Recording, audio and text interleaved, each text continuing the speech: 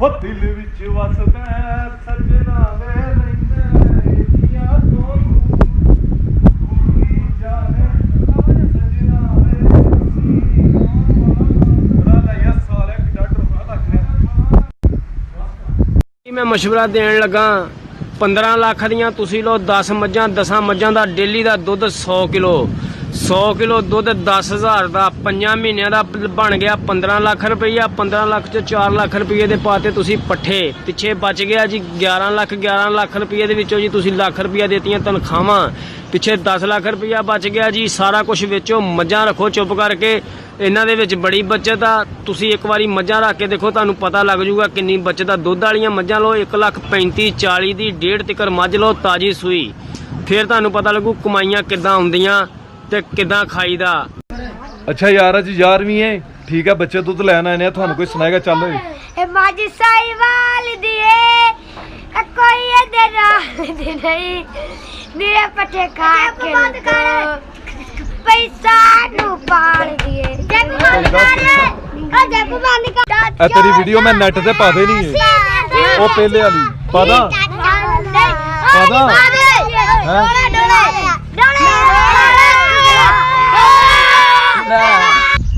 अच्छा प्रधान ये सब कुछ अपने ही सिखाते आ कि बाबे अपना कोई नहीं हुंदा गैरां दे ते वस दी गल ही नहीं समझ गया यानी तेरा ब्याह ना कर दी साड़ी रोटियां तो ते जान छुट्टे तेरा भी कर दिए मेरा ते पता नहीं किदों को होना तू अपना घर वाला तैयार तैयार है ओनू नाल पढ़ान भेजिया करांगे की हाल है वीरो ठीक हो अच्छा यार किथे किथे मूंजी लगनी शुरू हो गई है साड़ी ते लगनी शुरू हो गई है पनीरी पुट रहे हैं कमेंट च लाजमी दसना जिथे जिथे मूंजी लगनी शुरू हो गई है।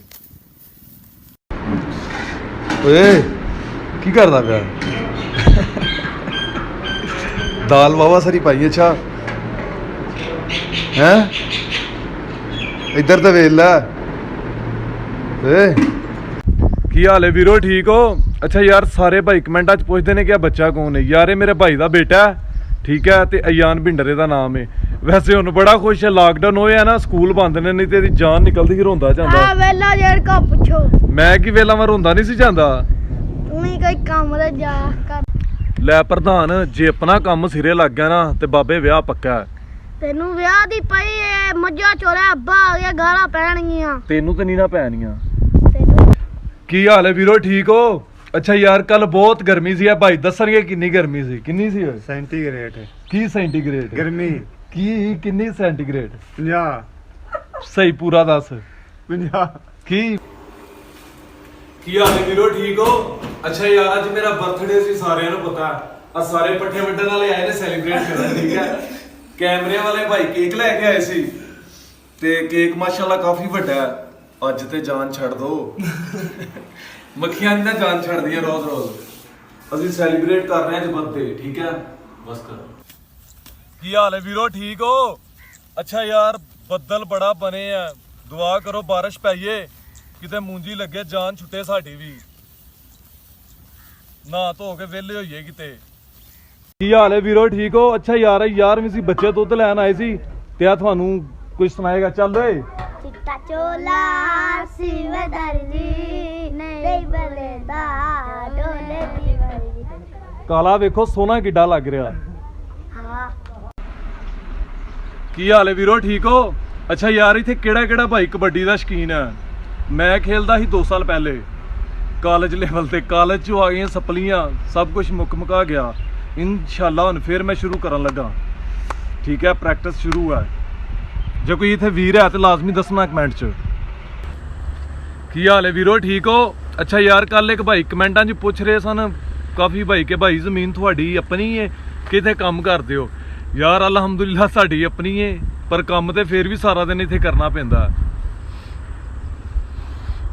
ਕੀ ਹਾਲ ਹੈ ਵੀਰੋ ਠੀਕ ਹੋ ਅੱਛਾ ਯਾਰ ਅਸੀਂ ਪੱਠੇ ਵੱਢਣ ਆਏ ਸੀ ਇਹ ਭਾਈ ਕਹਿੰਦਾ ਆਪਣੀ ਰੋਜ਼ ਵੀਡੀਓ ਬਣਾਉਣਾ ਚ ਮੇਰੀ ਵੀ ਬਣਾ ਇਹ ਵੇਖੋ ਪੱਠੇ ਵੱਢ ਰਹੇ ਸੀ ਤੇ ਜੇ ਕਿਸੇ ਵੀ ਵੀਡੀਓ ਬਣਾਣੀ ਆਜੂ ਇਹਨਾਂ ਨੇ ਖਾਨਾ ਸਾਹਿਬ ਮੋਟਰ ਦੇ ਨਾਲ ਆ ਵੀਰ ਇਹ ਬਣਾ ਲਾਈਕ ਲਾਜ਼ਮੀ ਕਰਨਾ ਬਾਬਾ ਵੀ ਆਉਂਦਾ ਪਿਆ ਕਿਹੜਾ ਬਾਬਾ ਆਹ ਵੇਖ ਕੀ ਹਾਲ ਹੈ ਵੀਰੋ ਠੀਕ ਹੋ